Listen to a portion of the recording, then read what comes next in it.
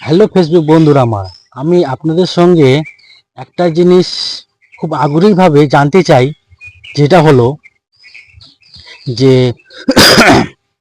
আমাদের দেশে অনেক জাতির অনেক ধর্মের মানুষ আছে।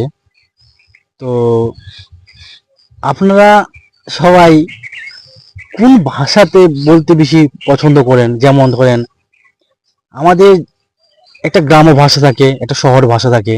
সে শহরে থাকে, গ্রামে, যেখানে থাকুক না কেন, একটা যে নিজস্ব যে ভাষা থাকে, সেই ভাষা বলতে বেশি ভালো লাগে, না যে ভাষা সবথেকে বেশি প্রচলন, যেমন অন্যান্য জায়গায় যে ভাষাটা বেশি চলে, না সেই ভাষাটা বলতে আপনাদের ভালো লাগে?